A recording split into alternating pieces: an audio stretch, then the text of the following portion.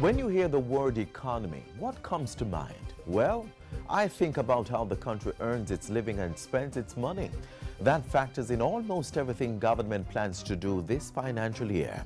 Today on Jamaica Magazine, we'll be looking at matters related to the national economy, especially some of the major infrastructure projects being undertaken by the government. Plus, 1, 2, 3! 1, 2, 3! 3, 2, 1!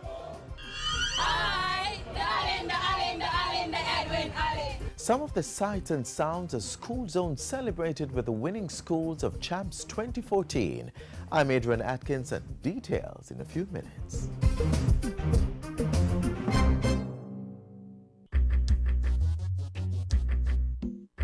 Nutritious food, succulent dishes, superior workmanship, and excellent service. Jamaica is on the go. Let's grow what we eat and eat what we grow. Let's harness the indomitable spirit of our most valued resource, our people. Let's support our local businesses. After all, buying Jamaican means building Jamaica. Original.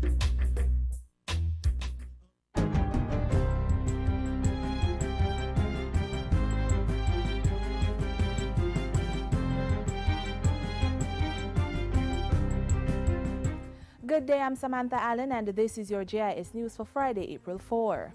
Government is staying true to its commitment to contain spending as it tries to get the country out of debt and grow the economy. In this fiscal year, the Ministry of Finance is projecting to spend less than it did last year on projects funded by the government, reducing the figure from $120 billion to $109.2 billion. It's part of the $539.3 billion budget tabled in the House of Representatives Thursday by Finance Minister Dr. Peter Phillips. The largest portion, $404.7 billion, is allocated to housekeeping expenses, such as paying off the public debt and wages. Capital or development obligations, meanwhile, gets $134.7 billion. In terms of sector breakdown, the Finance Ministry, which is responsible for debt servicing and public sector wages, gets the biggest chunk, $300.1 billion. Education, national security and health also command significant portions of the 2014-2015 budget. The Standing Finance Committee of Parliament will review the estimates of expenditure from April 8 to 10, and the Finance Minister will tell the country how it's to be funded when he opens the budget debate on April 17. Meanwhile, the Finance Minister is adamant that Jamaica will continue to maintain fiscal discipline by keeping expenditures in line with revenues. We have to live within our means, but we have to at the same time maintain our commitments to protecting the most vulnerable, to continuing to repair our infrastructure and establishing the platform for continued growth. But even with the scarcity of resources, Prime Minister Portia Simpson-Miller says government is doing all it can to assist the most vulnerable. She's appealing for patience throughout the period of economic transformation. We'll stay the course, but we're keeping in front of us the most vulnerable and the poor. And I know the pain. I feel it every day. All I'm saying is that they were very good last financial year. They stuck with us, and I'm just asking them for a while longer.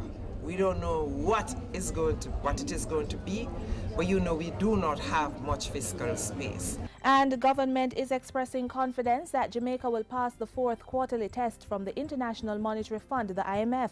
The revelation came from Finance Minister Dr. Peter Phillips in an interview with JIS News. We feel very positive. I feel very positive about the results of the quarter. As usual, we'll await the formal review process. We feel the same way for this quarter as we felt for all the previous quarters. So we're pretty confident. To pass the fourth IMF test, the government has to meet all quantitative or monetary targets as well as the structural benchmarks for the January to March period. Dr. Phillips outlined some of the measures that had to be taken in order to meet the primary surplus money the government has left after paying the debt. We made efforts to bring in all the revenues. The tax administration of Jamaica did all it could to get in the revenues. There were some capital revenues as well. and other things. So far, the IMF board has confirmed that Jamaica passed all 3 tests in June, September and December 2013. A full review of the January to March quarter is expected in a few weeks. 70 basic schools will be converted into infant departments and infant schools this financial year. While delivering the throne speech in Parliament Thursday, Governor General Sir Patrick Allen also announced other measures to improve the education sector. The recruitment and deployment of 90 reading coaches in 495 primary level institutions. The training of 100 early childhood practitioners. He said government would also be placing more emphasis on young people in the new financial year. Meanwhile, $4 billion will be spent to improve the living standard of vulnerable groups. The Jamaica Emergency Employment Program will move into high gear, focusing on community projects to provide employment, and the projects will continue to ensure that persons have access to housing solutions as well as potable water. One such is the rehabilitation of 26 well sources, pumping stations, and reservoirs at a cost of $1.7 billion. Some 750,000 persons will benefit. And finally, Governor General Sir Patrick Allen says the renewal of telecoms and spectrum licenses to the country's 2 major telecommunications providers is expected to result in better information and communications technology (ICT) services. The Ministry of Science, Technology, Energy and Mining issued the licenses to telecoms firms Lime and Digicel this week. They should bring in revenues of $12.6 billion from investments by the 2 firms. This is a significant development for the local telecom sector, and another decisive move by the government to ensure that Jamaicans have access to a range of services, including broadband services. Government has been on a path to broaden the telecoms landscape to improve local access, boost the country's e-readiness ratings, and increase global competitiveness. Since 2000, a total of 461 service provider and carrier licenses have been issued. And that's it for JIS News Today. I'm Samantha Allen. Thanks for watching.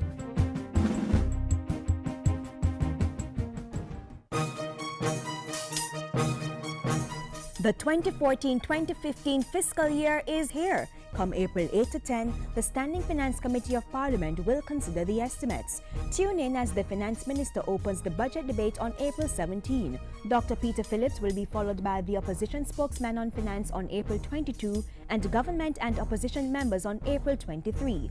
The Opposition Leader will make his contribution on April 24 and the Prime Minister makes her presentation on April 29. The budget debate will close on April 30 with the Finance Minister. It's the 2014-2015 budget debate. Stay informed and keep watching Jamaica Magazine. As a loyal fan of Jamaica Magazine, you're already aware of some of the major elements of the government's economic reform program. Tax reform, the IMF agreement, efforts to be more financially responsible, as well as steps being taken to boost businesses. Today we're looking at some major projects in 3 growth areas which will help to further expand Jamaica's economy.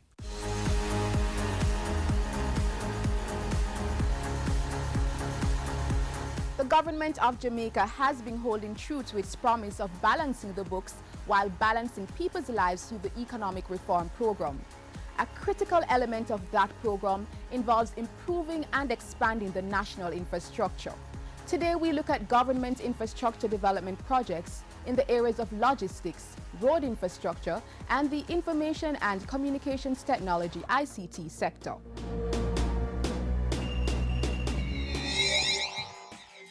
By now, all Jamaicans would have heard about the Global Logistics Hub initiative, which seeks to position Jamaica as the 4th node in the global logistics trade. The Jamaica Logistics Hub potentially represents US $9 billion of foreign direct investments, with the prospect of generating tens of thousands of jobs in a variety of fields during the construction and operational phases. It's a critical component of the path to economic growth, as the hub will allow Jamaica to capitalize on increased trade flows through the region as a result of the expansion of the Panama Canal in 2015. Development of the hub has already started. In fact, government just recently signed a non-binding framework agreement with China Harbour Engineering Company, CHEC, for the development of a transshipment hub in the Portland Bight protected area. The agreement was signed with the Port Authority of Jamaica and the Ministry of Transport, Works and Housing. Every effort is being made to protect and preserve the natural environment. We treasure the preservation of the environment as much as any other group.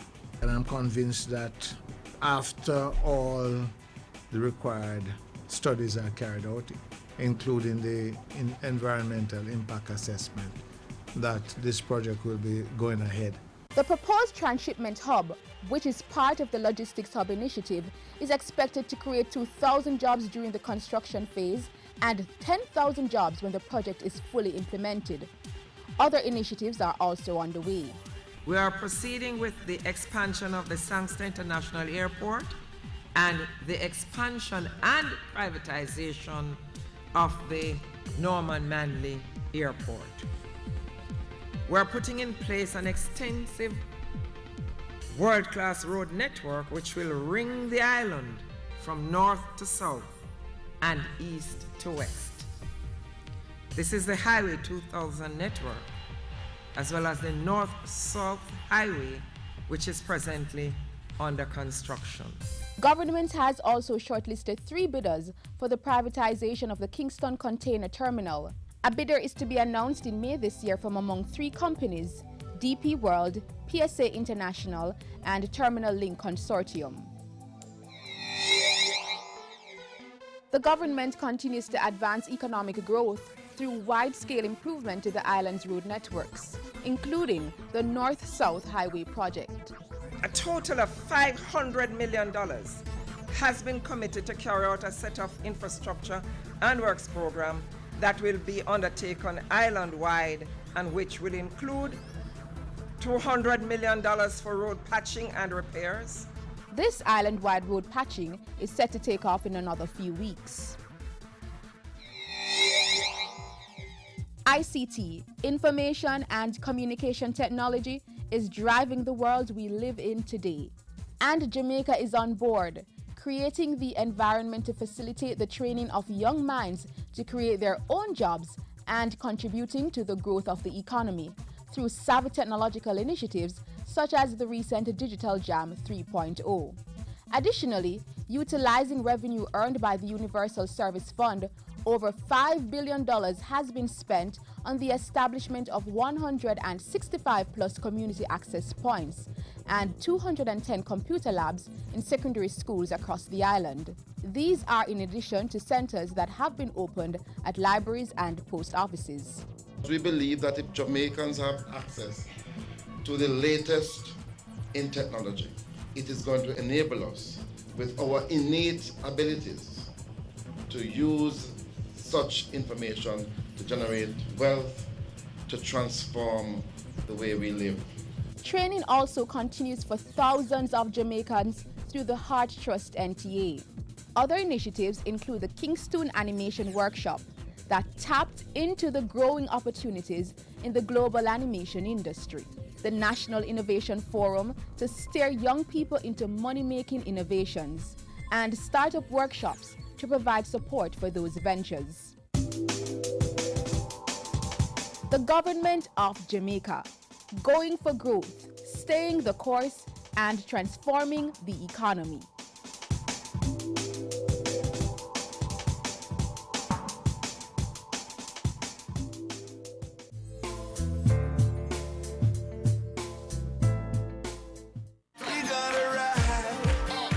It's that time again when the Prime Minister recognizes young rising stars in their various fields and professions. And the nominees for the 2013 Prime Minister Youth Awards for Excellence are, in the category of academics,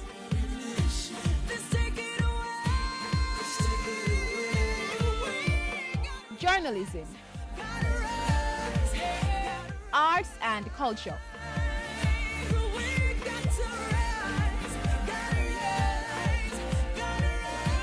leadership,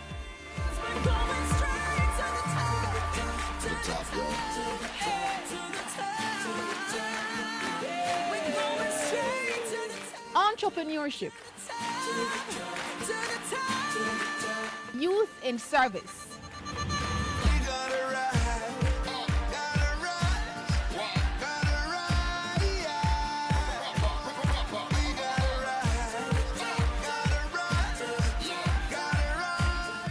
international achievement.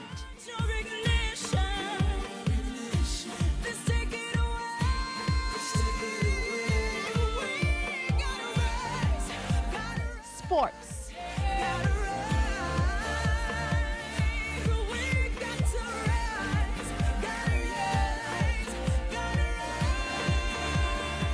Agriculture. Youth work.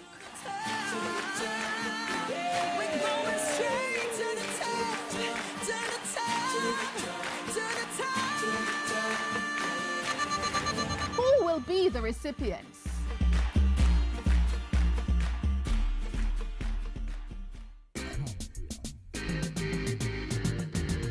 Stand up and get in the race. I can become the master of my destiny. Step up your stride, make we work like a harder. Do it like Veronica, more than a supper.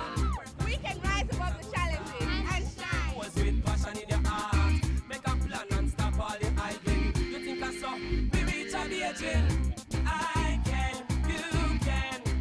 Like our Olympians, every Jamaican can.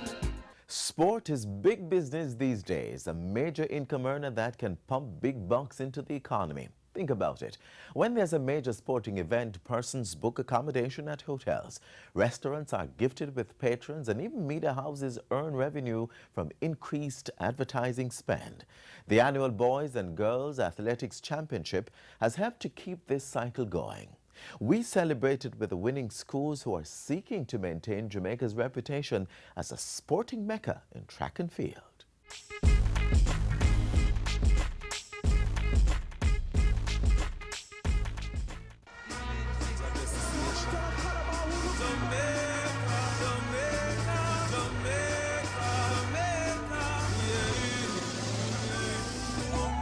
At least 20 records broken, future greats in motion.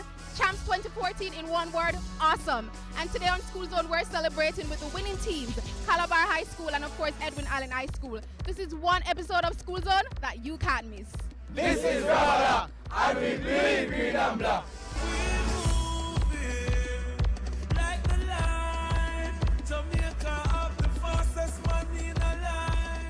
From the very first event to the celebrations that followed, Champs 2014 did not disappoint. Spectators got their money's worth, and star athletes got a chance to shine. It was amazing, fantastic, intense, awesome, awesome, awesome. Well, it's a very great feeling now that we lost last year and we came back hungry for the victory and we got it. It feels really great and I'm very happy for this victory.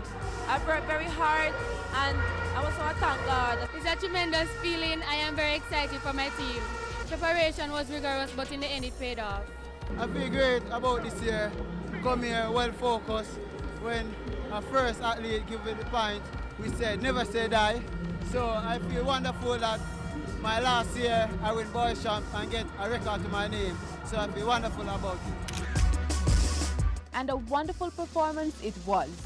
Javon Francis, aka Donkey Man, took the 400 meters Class 1 boys in 45 seconds flat, obliterating Usain Bolt's record of 45.35 seconds set back in 2003, while he was a student at William Knibb High. That was only one of the 23 records broken after 5 days of championships, which featured 215 schools in total. Oh yes, the ISA Boys and Girl Championships was blazing, and School Zone thoroughly enjoyed the celebrations with the winning schools, the Green and Black Men from Red Hills Road in St. Andrew. Calabar secured their 24th hold on the title with 305 points. And it was the blue and white clad ladies from Edwin Allen in Clarendon who took the girls' title with 337.5 points, their second win in 3 years. But the celebrations didn't end Saturday night.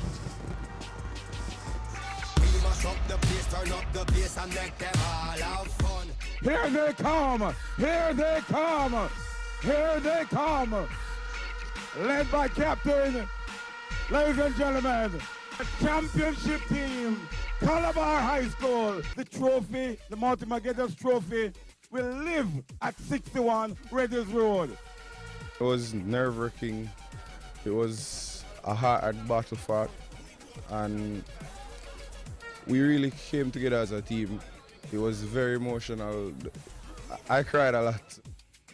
I stand before you today, proud as a captain, as I've led the team to the first three-peat in over a decade. For me, it's my last year here.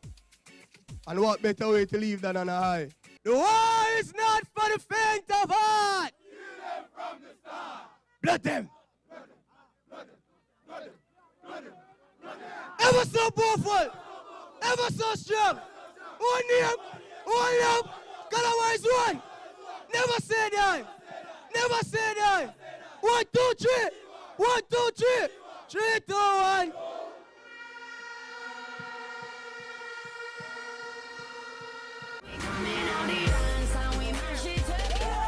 And over in the hills of Clarendon in Frankfield, there was even more excitement with a motorcade held in honor of the winning girls team from Edwin Allen, which is celebrating its 50th anniversary. Now, I think this is a great moment in our history, and we have to celebrate with pride and in style. First, I must say congratulations to the girls and the boys. They have done us very proud, and we are very, very happy for them.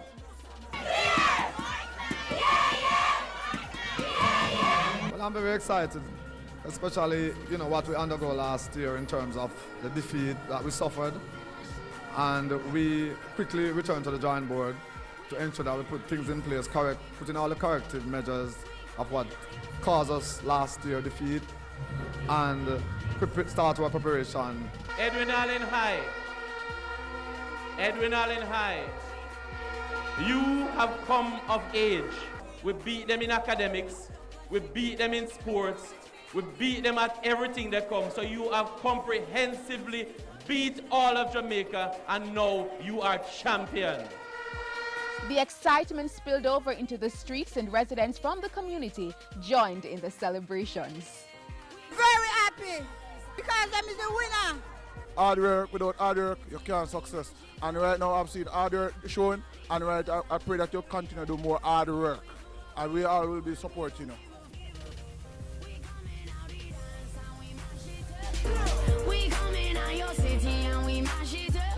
Similar sentiments were expressed by the Minister with responsibility for sport, Natalie Nita Headley, who pledged the government's continued support for the development of student athletes. We want to ensure that there's going to be sustainability. And so as a government, we have passed a national sports policy here for Jamaica, which will guide the development of sports going forward for the next 10 years. And if their dreams and aspirations are anything to go by, the young athletes will continue to bring glory to their schools and their country. In a couple years' time, see myself on the podium, the Olympic, get the gold medal for Jamaica for 400 meters.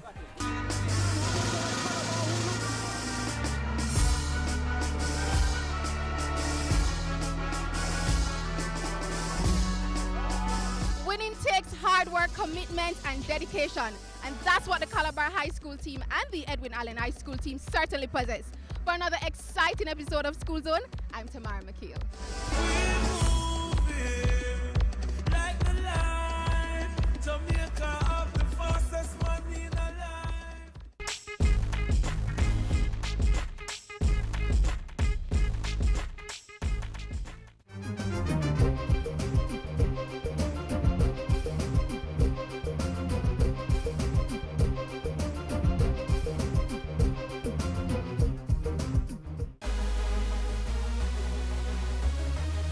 It is a wonderful program to be in because it helps you to get some form of income. It helps you to experience a lot of things, more experience in your work, development, punctuality, patience as well, using your initiatives, creativity, persistence, the drive to go on. That's the best program I see so far right now in Jamaica. It do a lot of things to the young youths like me right now. CSJP has been a main breadwinner for me. That's where I get my bread. and stuff like that. That's where I get experience, I get to know other people and stuff like that.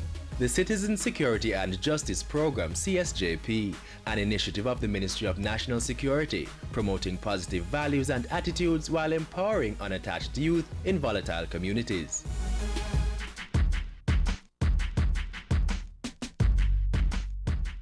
All of us need to play our part in the Unite for Change campaign to help create a safer Jamaica. How about speaking to the parents or guardians of a child who seems to be heading in the wrong direction? Or better yet, gently nudge the child through a casual conversation and let him or her know if an action is wrong. No need for aggression. There's also something called crime prevention through environmental design. One can start by trimming excess bushes from the fence while ensuring that the home environment is well lit so that the night stalkers can be easily identified and nabbed. Persons also need to stop putting up with slackness. 17 years old, no job, no inheritance, drives a BMW and wants to rent a place and pay 2 years rent up front in cash? That's a definite red flag. Rent only to persons who can prove their monetary gains are legitimate. Let's all play our part in the Unite for Change campaign and achieve Vision 2030. Jamaica, the place of choice to live, work, raise families, and do business.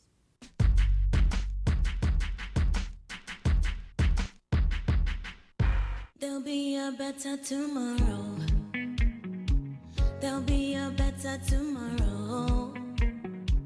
There'll be a better tomorrow. There'll be a better tomorrow. There'll be a day. There'll be a way.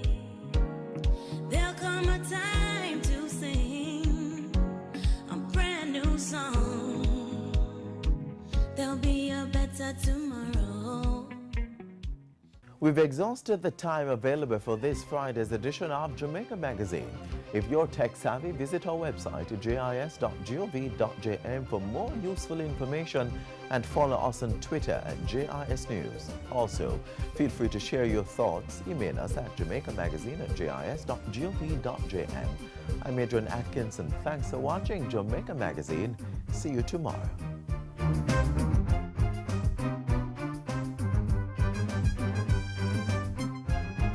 This has been a production of the Jamaica Information Service, the voice of Jamaica.